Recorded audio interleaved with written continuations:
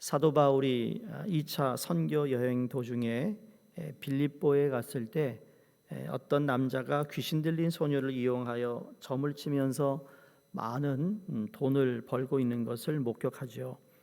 그때 바울은 예수 그리스도 이름으로 그 소녀에게서 귀신을 쫓아버립니다. 그 결과 소녀의 정신은 바로 돌아왔지만 소녀를 이용하여 돈을 벌려 했던 이 점쟁이는 이 돈벌이를 잃어버리고 맙니다.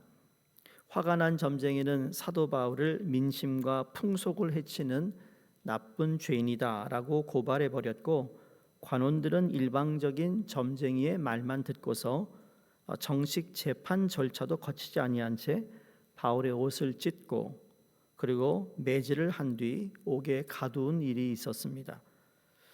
여러분, 사도 바울의 모습을 한번 상상해 보세요. 선한 일을 했을 뿐인데 죄수가 되어서 매를 맞고 두 발에 착고까지 채인 이 감옥에 갇혔다라는 것 얼마나 억울하겠습니까? 그날 밤 바울과 실라가 함께 더불어 하나님께 기도하고 찬양을 부르는데 갑자기 땅이 흔들리며 옥문이 열리더니 두 발에 채워져 있었던 착고까지 풀려집니다. 순식간에 바울은 자유의 몸이 된 거나 마찬가지죠. 자유의 길이 열렸는데 그때 사도 바울이 어떻게 행동하던가요? 야, 드디어 하나님이 내 억울함을 아셨구나. 야, 나를 모함하고 감옥에 넣은 너희들이 이제 너 큰일 났다. 큰일 날 줄 알아. 날 풀어주신 하나님 감사합니다라고 뛰쳐나가지 않았습니다. 자유의 몸이 되었음에도 불구하고 그대로 깜빵 안에 앉아 있었어요. 단지 그런 식으로 감옥에서 벗어나는 것 자체가 목적이라면 하나님께서 애당초 시간을 낭비하면서까지 자기를 감옥 속에 들어오게 하실 리가 없음을 바울은 알았던 것입니다. 하나님께서 지극히 사랑하시는 바울이 선을 행하고서도 억울하게 매를 맞고 도리어 모함을 받아 투옥되는 것을 하나님이 막지 않고 그것을 허락하셨다면 분명히 그 감옥 안에서 무엇인가 행하시려는 하나님의 뜻이 있다라는 것을 바울은 확신했던 것인 거죠. 바로 그 믿음 때문에 바울은 옥문이 열려 자유인의 길이 그 앞에 펼쳐졌음에도 불구하고 그 깜빵 안에 그냥 앉아 있었습니다. 이처럼 매사 자기 유익, 자기 중심으로 판단하는 것이 아니라 언제나 하나님 중심이고 하나님의 시각으로 살피는 삶 속에 사도 바울의 위대함이 바로 여기에 있다는 것을 알 수 있습니다. 믿음의 차이가 뭘까? 믿음이 좋은 사람과 믿음이 없는 사람의 차이는 무엇일까? 그게 바로 하나님이 이 사건 가운데 어떻게 일하고 계시는가를 주목하고 바라보는 사람과 그걸 주목하지 않고 감정적으로 살아가는 사람의 차이에서 믿음이 있는 사람과 믿음이 없는 사람의 차이가 나타난다는 것을 성경을 통해 알게 됩니다. 여러분, 정확했어요. 바울은 자기의 판단이 정확했다고요. 하나님께서 바울에게 이 그냥 감옥에 끄집어내는 것이 목적이 아니라 그걸 통하여 하나님은 그 누군가를 구원하기 위한 하나님의 섭리가 있었고 그 구원한 사람을 통하여서 교회가 하나 또 탄생하는 놀라운 일이 벌어집니다. 그러니까 바울 자신을 통하여 한치의 오차도 없이 역사하신 하나님을 생각할 때 바울은 그 가슴 밑바닥으로부터 용솟음치는 감동을 주체하기 어려웠을 것이라는 거죠.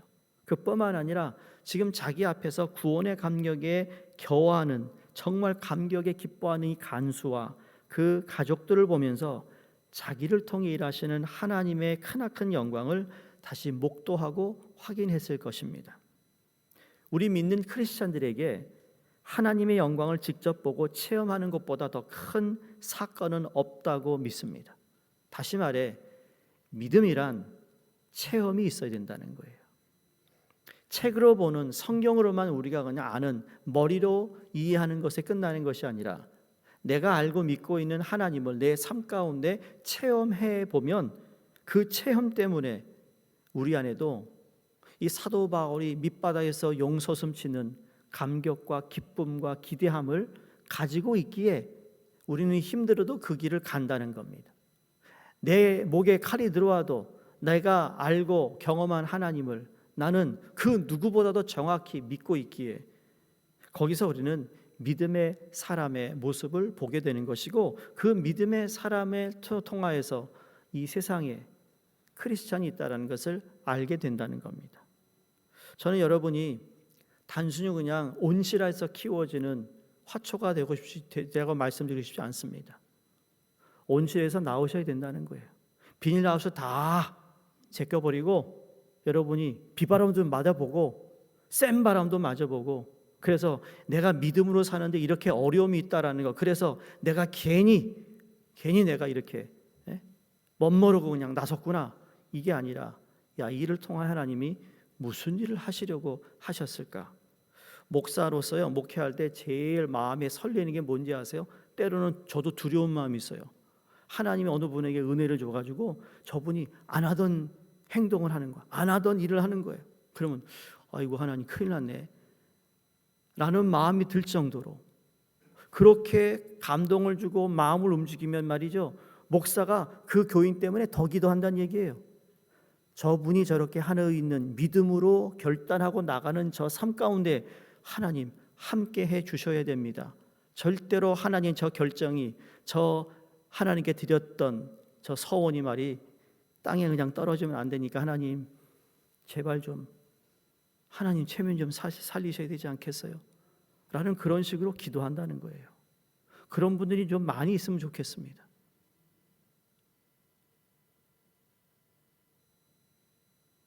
온실에서 자라나는 꽃이나 화초가 아무리 예뻐도 찬바람 한번 쓰면 푹 꺼져 죽어가는 거, 그게 크리스찬의 삶이 아니라는 겁니다. 온실에서는요 누구나 살아납니다. 온실이 아니에요. 우리는 추운 바람이 부니까 여러분 정신이 벌쩍 나지 않으세요? 벌쩍 나요. 그래서 제가 오늘 아침에 더 일찍 왔다니까요. 어휴 하나님, 일찍 오니까 할 일이 더 많아요. 그렇죠? 일찍 일어나시면 할 일 많잖아요, 장로님. 일찍 일어나는 사람과 늦게 일어나는 사람이 차이 뭔지 아세요? 일찍 일어나는 사람은 하루 일이 할 게 너무 많아요. 그래서 하나도 심심하지 않아요. 오히려 할 일이 없을까 봐 걱정이지. 제가 말씀드리고 싶은 것은 우리는 여기에 대단히 중요한 교훈을 얻게 되는데, 이걸 바꾸어 말하면 하나님과 사람을 사랑하는 자가 있는 곳에는 반드시 하나님의 영광이 드러난다는 겁니다. 다시 말합니다. 하나님을 사랑하고 사람을 사랑하는 자가 있는 곳에는 반드시 하나님의 영광이 드러난다. 요한복음 17장은 예수님의 기도 내용을 담고 있는 말씀입니다. 1절에서 5절에서는 예수님께서 자신과 하나님의 영화를 위한 기도고요, 6절부터 19절까지는 제자들을 위한 기도이고 20절에서 26절은 미래의 모든 성도를 위한 기도입니다. 그래서 1절에 보면 아버지여 때가 이르렀사오니 아들을 영화롭게 하사 아들로 아버지를 영화롭게 하여 주옵소서. 그러면 오늘 9절에 그들을 이라는 단어가 매 절마다 나옵니다. 그들이 누군가? 1차적으로는 예수 그리스도를 따르고 있는 현재 12제자를 말하고 있고, 그 다음에 12제자를 통하여서 앞으로 예수 그리스도를 믿게 될 모든 사람을 포함해서 오늘 2025년 오늘 11월, 오늘이 며칠이죠? 11일 이 날까지 예수를 믿고 있는 사람을 포함해서 그들을 이라고 말씀하고 있습니다. 그들로 말미암아 어떻게 해요? 영광을 받았나이다. 너무 이 말이 안 맞아요. 주님께서 제자들로 인해 이미 영광을 받으셨다는 말인데, 주님의 이 말씀이 정말 사실 그대로일까요? 지금 눈앞에 보이는 이 12제자들 때문에 영광을 받으셨다? 아니요, 결코 그렇지 않습니다. 사실 주님의 말씀과는 정반대의 모습이 제자들의 모습이에요. 제자들은 아직도 주님을 제대로 알지 못하고 있고, 주님께서 십자가에 못 박혀 죽으신다 여러 차례 말씀했음에도 불구하고 이 마지막 순간까지 그 말씀을 믿는 제자가 아직까지 없어요. 오히려 그들은 이제 주님께서 곧 로마군을 물리치고 정권을 잡으리라 확신하고 있고, 그렇게 되면 누가 더 높은 자리에 앉을까 다투고 있는 형편인데 하나님의 영광과 거리가 먼 상태라는 겁니다.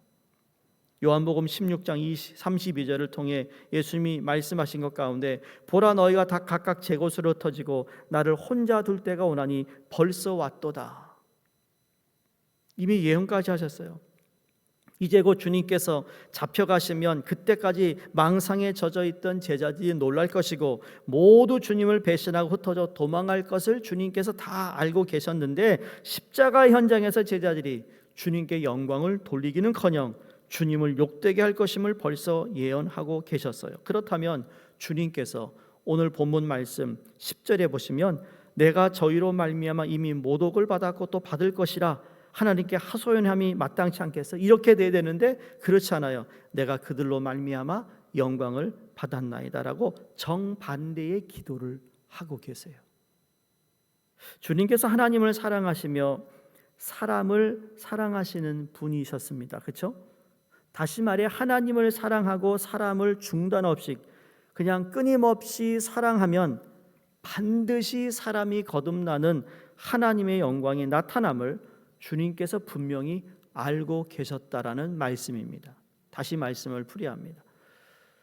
지금 현재 주의 예수님의 제자의 모습은 영광을 받을 만한 모습이 아닌데 하나님이 그들을 사랑하고 있고 나도 그들을 사랑하는 것을 끊임없이 하면 언젠가 주님의 영광을 드러나는 제자들이 될 것을 믿었던 것이에요.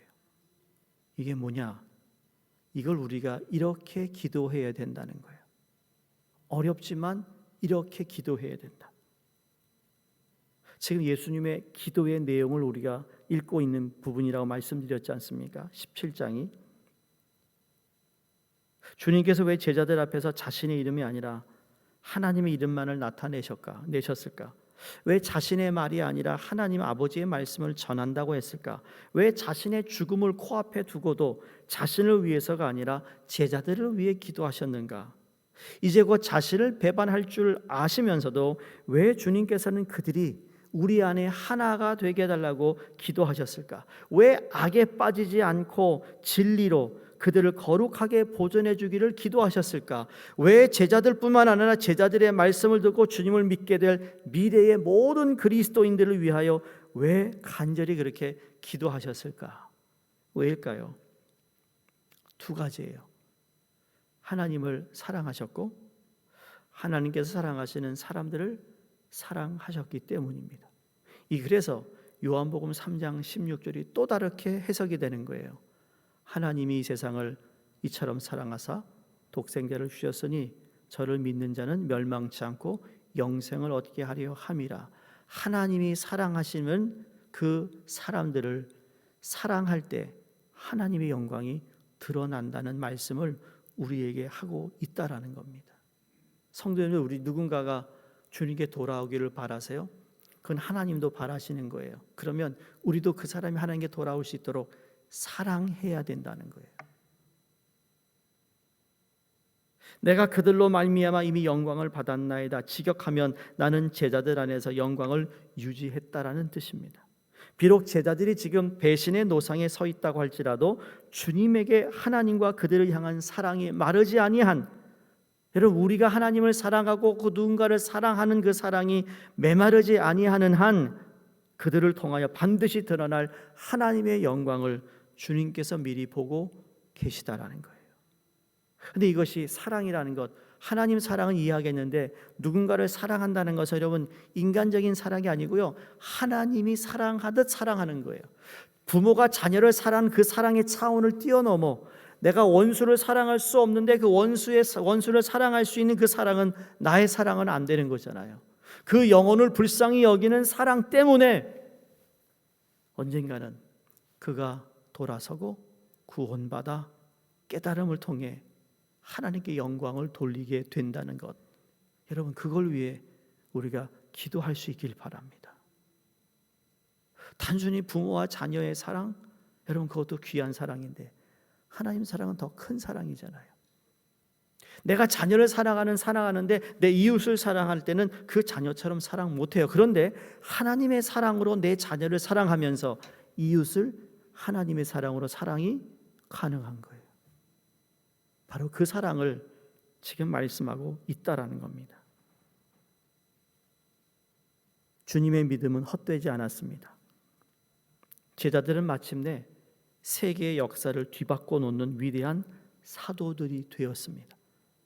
부활하신 주님께서 그처럼 제자들이 완전 무결하게 변화되어 가는 것을 보셨을 때 주님께서 누리셨을 하나님의 영광이 얼마나 컸겠습니까? 그때 이런 장면을 그려봐요. 사단이 비웃고 있습니다. 야, 예수야, 네 제자들 지금 형편없어. 아니, 곧 십자가 달려 죽을 너에 대한 말도 믿지 않고 여전히 서로 높은 자리에 앉겠다고 다투고 있는데 웃긴다 야. 그랬을 거예요. 영화로 만든다면. 그런데 예수님이 죽으시고 부활하시고 다시 베드로를 부르시고 그리고 다락방에서 약속하신 보혜사 성령님이 임하고 난 다음에 그리고 그들이 나가서 사도의 역할을 할 때 말이죠. 예수님은 하나님의 보좌 우편에 앉으셔서 그 영광을 받고 계시고 사단들은 어떻게 될까요? 찍소리를 못하고 저기 구멍으로 들어갈 수밖에 없는 그림을 상상해 보는 거예요. 지금 우리의 모습이, 우리 여러분과 저의 모습이 아직까지 하나님의 영광을 정말 높이 올리기에 부족한 모습이지만, 그러나 하나님이 기도하시고 주님이 기도하시고 성령이 기도하시고 그리고 이 땅에 누군가가, 그 어느 성도가 여러분을 위해 기도하고 있다면 때가 됐을 때 우리를 통하여 하나님이 영광을 받으시겠다라는 여러분 그 소망을 가져보는 거예요. 그래서 우리는 신앙인으로서의 살 맛을 찾는 거예요. 그게 바로 체험이라는 거예요. 우리는 이 아침 크리스찬을 또 어떻게 정의할 수 있겠을까라는 생각을 해봅니다. 하나님을 사랑하고 사람을 사랑하기에 어떤 경우에도 사람에 대해 절망하지 않는 자가 참된 크리스찬이 아닐까? 내가 어떤 경우에도 하나님을 먼저 생각하고 또 사람을 위해 기도하는 한, 설령 나를 모함하고 배신하는 자라 할지라도 그를 통하여 하나님이 영광이 드러날 것을 믿고 그 영광을 미리 보는 자가 크리스찬이다 라고 말할 수 있지 않겠느냐라는 겁니다. 신앙의 훈련이 무엇이고 신앙의 성숙이 무엇을 의미할까요? 우리가 예배를 드리는 목적이 무엇일까? 바로 하나님과 사람에 대한 사랑을 키움으로 하나님의 영광의 속에 거하는 것이라고 믿습니다. 오늘 예수님이 계속 반복한 게 뭐죠? 특히 요한복음에서 내가 너 안에, 너희가 내 안에, 내가 아버지 안에 있는 것처럼 저희들도 우리 안에 있게 하시고, 계속 in us, in me라는 단어를 쓰고 있습니다. 사랑하는 성도님들, 주위를 둘러보세요. 우리를 절망케 하는 사건들과 사람들이 얼마나 많습니까? 그러나 우리는 결코 절망할 수 없습니다. 왜? 크리스찬이라. 우리 이제 곧 당신을 배신할 제자들에게 절망하기는커녕 오히려 그들 속에서 하나님의 영광을 보고 즐기셨던 주님의 제자들이기 때문입니다. 선을 행하고도 억울하게 모함을 받고 투옥되는 상황 속에서도 바울처럼 나보다 하나님을 먼저 생각하는 자들이 되어야 한다는 것이죠. 내게 등을 돌리고 배신하는 자를 위해서도 주님처럼 간절히 기도하는 저와 여러분이 될 수 있기를 바랍니다. 우리는 기필코 이 세상에서 하나님의 영광을 보게 될 것이라는 믿음을 갖고 살아가기를 바랍니다. 재물이 많아지면 콘크리트 담이 높아지고 권력이 세워지면 인간 장벽이 두터워지지만 하나님과 사람에 대한 사랑이 커지면 커질수록 하나님의 영광만이 더 높아질 것이라는 믿음, 그 영광을 위해 오늘도 사랑하는 삶을 살아가시기를 주의 이름으로 축원드립니다. 기도하겠습니다. 주님, 우리는 본래 주님을 알지 못했고 그 진리가 선포됐음에도 제대로 듣지 못하고 등을 돌렸던 그런 우리의 모습을 돌아봅니다. 그러나 하나님을 사랑하기에 우리를 사랑하며 우리를 위해 기도하며 말씀을 전해준 누군가에 의해 하나님의 자녀가 되게 하심에 감사를 드립니다. 이 사실을 우리가 알고 있다면 우리 역시 오늘부터 복음에 빚진 자들이 되게 하셔서 어떤 상황 속에서도 하나님을 먼저 생각하는 자들이 되게 하시고 하나님이 사랑하시는 사람들을 사랑하며 기도하는 저희가 되게 하여 주시옵소서. 그리하여 우리의 심령 속에 하나님에 대한 사랑과 하나님이 사랑하는 사람에 대한 사랑이 어떤 경우에도 메마르지 않게 하시고 사람 때문에 절망스러운 임이 있다 할지라도 하나님 그 가운데서도 하나님의 영광을 볼 수 있는 안목을 주시고 믿음을 허락해 주시옵소서. 하나님 오늘도 그 하나님을 사랑하기 원합니다. 하나님이 사랑하는 그 사람들을 또 사랑하기 원하오니 그 사랑을 우리에게 듬뿍 허락하여 주시옵소서. 예수님 이름으로 기도드리옵나이다. 아멘.